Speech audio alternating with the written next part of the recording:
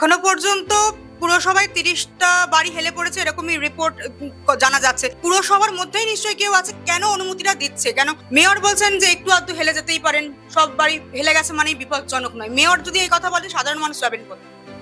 মেয়রের তো এ বিষয়ে কোনো দক্ষতা নেই। মেয়রের দক্ষতা হচ্ছে দাওয়াতে ইসলাম দেওয়া। যারা দুর্ভাগ্য নিয়ে জন্মেছে, যারা ইসলাম নিয়ে জন্মায়নি, তাদের দাওয়াতে ইসলাম। ইনি প্রকাশ্য সভায় দাঁড়িয়ে বলেছেন যারা ইসলামে জন্মগ্রহণ করেনি তারা দুর্ভাগা, তাদের জন্য আমি দাওয়াতে ইসলাম দিচ্ছি। এই ব্যাপারগুলো মেয়রের একেবারে করতলগত, এবং মেয়রের এই বিষয়টাতেই সীমাবদ্ধ থাকা উচিত ছিল, দাওয়াতে ইসলাম দেওয়া। কিন্তু তা না ছেড়ে তিনি কেন বাড়ি হেলে যায় সেটা বোঝাতে গেছেন।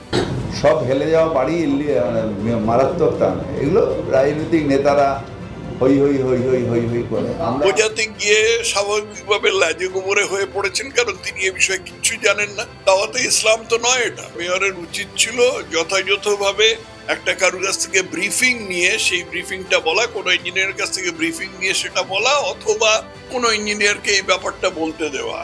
তো করবেন না উনি, আর ব্রিফিং দিলে উনি হজম করতে পারবেন না।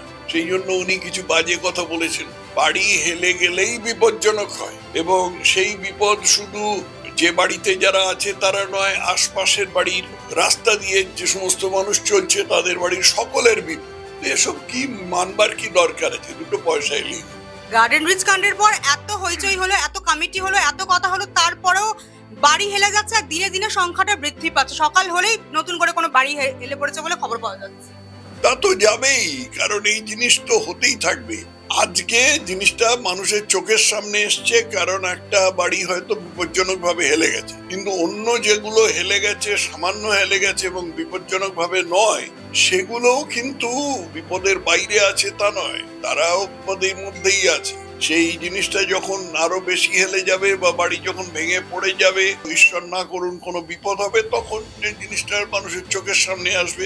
এবং যতক্ষণ না তা না হচ্ছে ততক্ষণ মেয়র বললেন না বাড়ি হেলে গেছে, ওতে আর কি আছে, ওটা তো বাড়ি হেলে যাওয়া মানেই বিপদ নয়, দাওয়াতে ইসলাম দিয়ে দিল। ইতিমধ্যেই এক্সাইডে যে বাড়িটি হেলে পড়েছে সেখানে কিন্তু অলরেডি চাঙড় খসতে শুরু করেছে।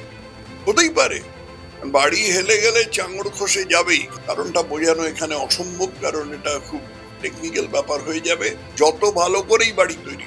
বেআইনি নির্মাণ দীর্ঘদিনের অভিযোগ, সেই সঙ্গে একটা প্রমোটারদের অসাধু ব্যবসা। কেন এই প্রমোটারদের রাশ টানা যাচ্ছে না? দুর্নীতি, দুর্নীতি, দুর্নীতি, একমাত্র কারণ হচ্ছে দুর্নীতি। এই রাজ্যটা দুর্নীতিতে নিমজ্জিত হয়ে আছে।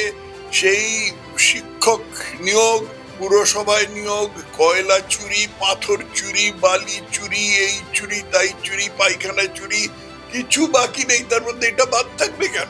এটাও দুর্নীতি। এখনো কি ওয়ার্ডে ওয়ার্ডে সার্ভে করার সময় আসেনি যে আমাদের ওয়ার্ডে কি কি আছে বাড়ি সার্ভে করে দেখা হোক, যে কোনটা হেলে পড়তে পারে বা কোনটা আইনসম্মত? কাউন্সিলররা কি এটা করতে পারেন না? খুব পারেন, কিন্তু তার জন্য যে পরিমাণ খাটতে হবে আর তার পরিবর্তে যা পাওয়া যাবে সেটা তো কাউন্সিলরদের পছন্দ হবে না। কাউন্সিলররা চাইবেন যে জিনিসটা থিতিয়ে যাক, তারপরে মানুষ আজ বাদে কাল ভুলে যাবে, অন্য ইস্যু চলে আসবে, ভুলে যাবে। কিন্তু এটা নিয়ে যদি এখন সার্ভে করা হয় তাহলে তো জিনিসটা মানুষের চোখের সামনে থাকবে, তাহলে কাউন্সিলরদের বিপদ। সেই জন্য তারা কখনোই চাইবেন না সার্ভে।